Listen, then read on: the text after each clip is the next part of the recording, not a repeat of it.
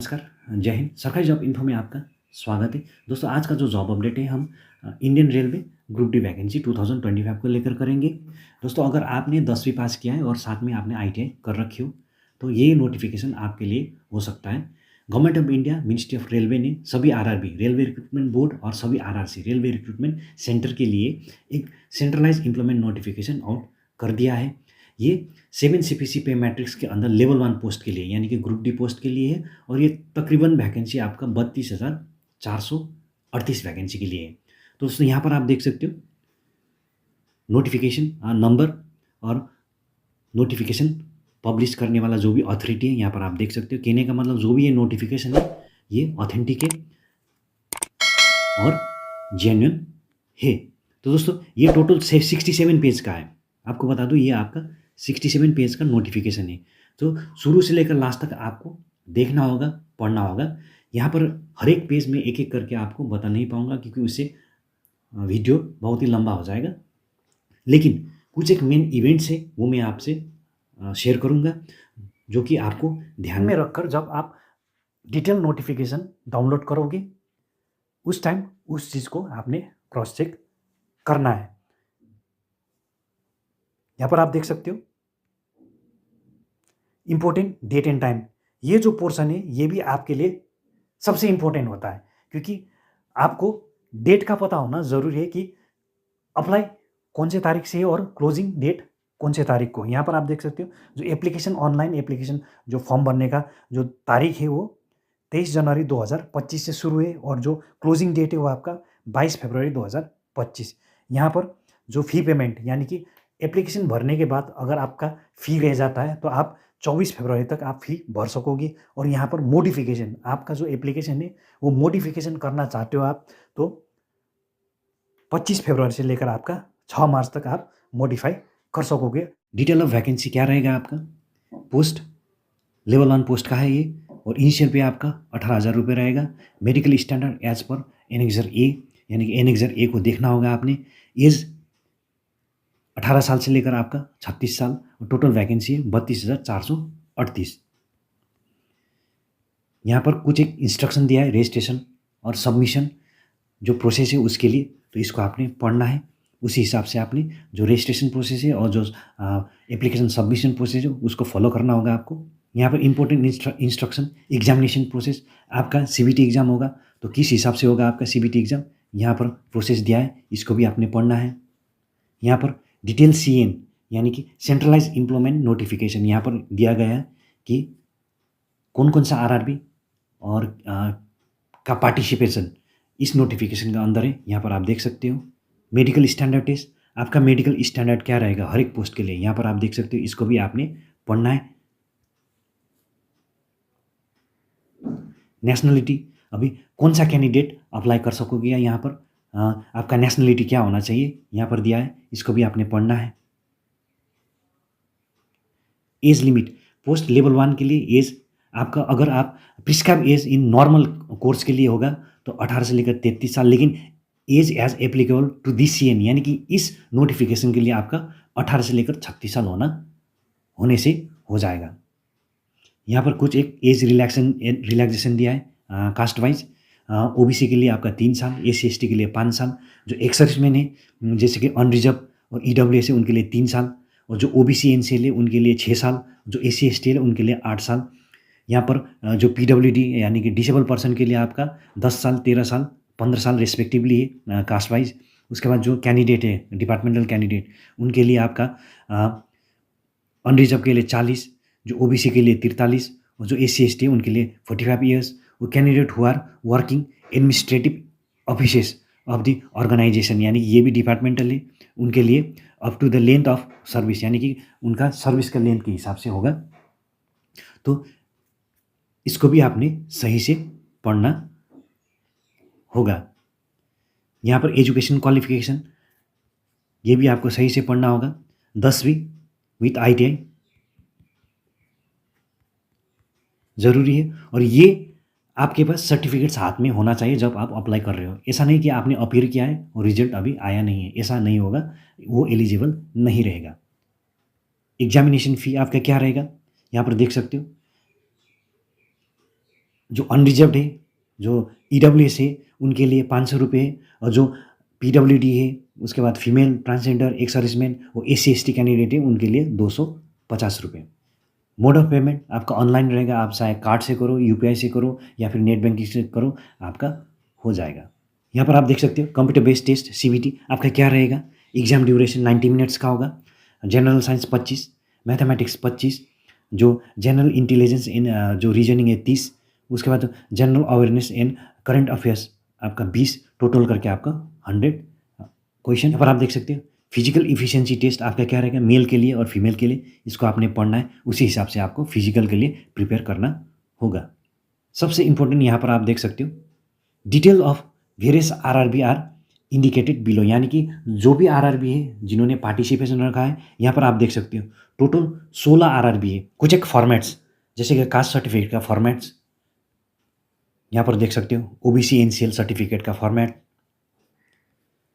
Self declaration bye OBC NCL का format, यहाँ पर इनकम असेस्ड सर्टिफिकेट्स और इकोनॉमिकली बैकवर्ड क्लासेस के लिए सर्टिफिकेट्स, यहाँ पर डिक्लेरेशन,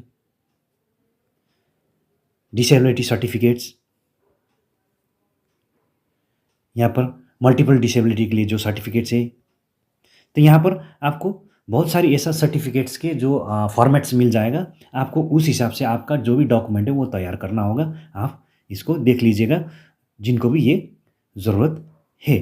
यहाँ पर आप देख सकते हो पोस्ट पैरामीटर, यानी कि आपके पोस्ट के लिए आपका एज का हो, आपका एजुकेशन का हो, क्या होना चाहिए, आपका मेडिकल फिटनेस क्या होना चाहिए, यहाँ पर आप देख सकते हैं। इसको हम थोड़ा जूम करते हैं। जूम करने के बाद यहाँ पर आप देख सकते हो कि assistant workshop, assistant bridge, assistant carriage, assistant loco shed, assistant loco shed, assistant operator, assistant P way, यानी कि यहाँ पर हर एक पोस्ट का नाम दिया है और डिपार्टमेंट यहाँ पर दिया है, और जो सब डिपार्टमेंट यहाँ पर दिया है। मेडिकल स्टैंडर्ड क्या रहेगा आपका,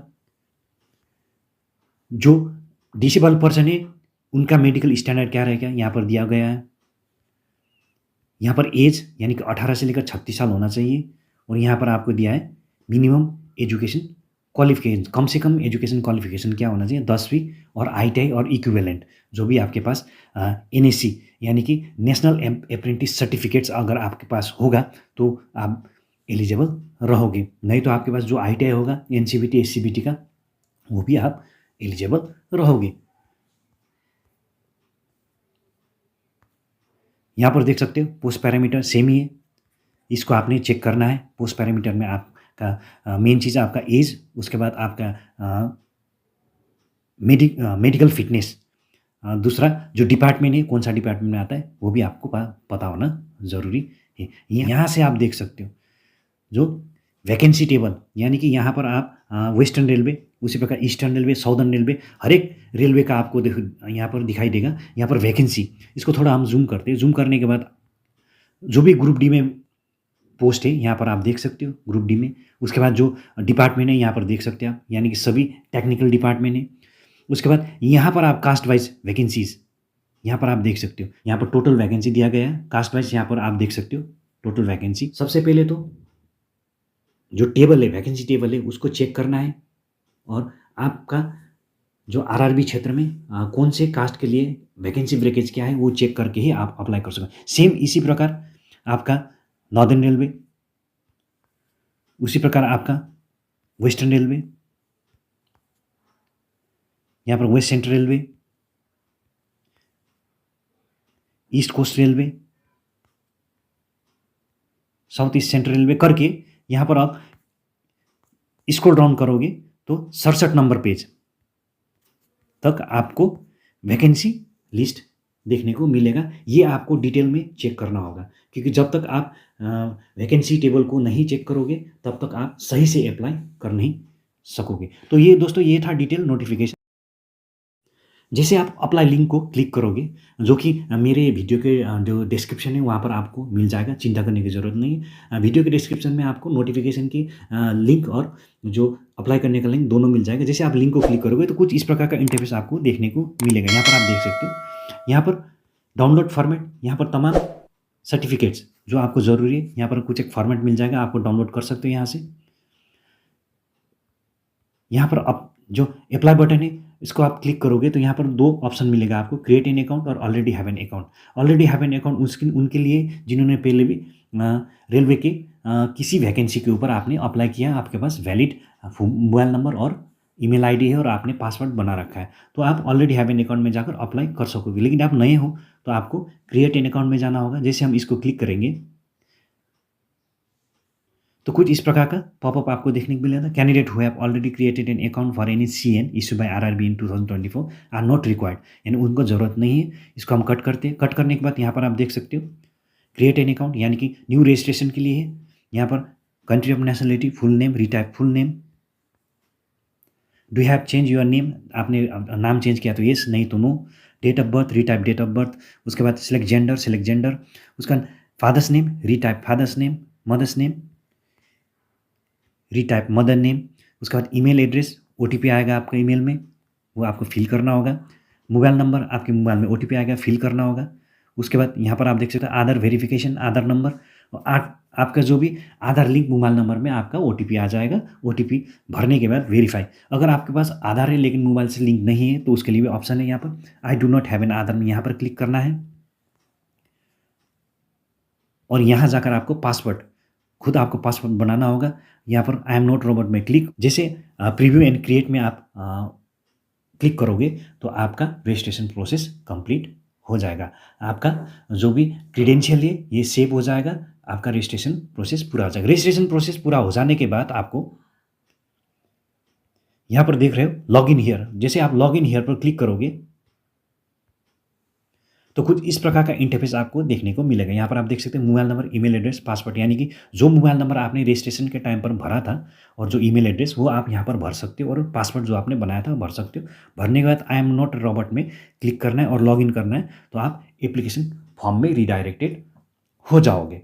तो दोस्तों, एप्लीकेशन फॉर्म में रीडायरेक्ट होने के बाद आपको 3 चीज़ पर ध्यान देना होता है। सबसे पहले पर्सनल डिटेल में आपका पर्सनल डिटेल और उसके साथ एजुकेशनल डिटेल भरना पड़ता है। उसके बाद कुछ एक डॉक्यूमेंट, सेकंड स्टेप में आपका डॉक्यूमेंट अपलोड होता है, जैसे आपका फ़ोटो हो गया, आपका सिग्नेचर हो गया, आपका डिक्लेरेशन हो गया, आपका थंब इम्प्रेशन हो गया। उसके बाद फ़ी पेमेंट। अब फ़ी पेमेंट करने के बाद आप सबमिट बटन में जिससे क्लिक करोगे तो आपका एप्लीकेशन सबमिट हो जाएगा। तो दोस्तों, ये था आरआरबी जो सीएन सेंट्रलाइज नोटिफिकेशन अप्लाई करने का तरीका। आपको वीडियो अगर अच्छा लगा, मीनिंगफुल लगा और फ़ायदेमंद लगा तो वीडियो को लाइक कर देना, शेयर कर देना और चैनल को सब्सक्राइब करना मत भूलना। नेक्स्ट वीडियो में फिर मिलते हैं, तब तक के लिए जय हिंद।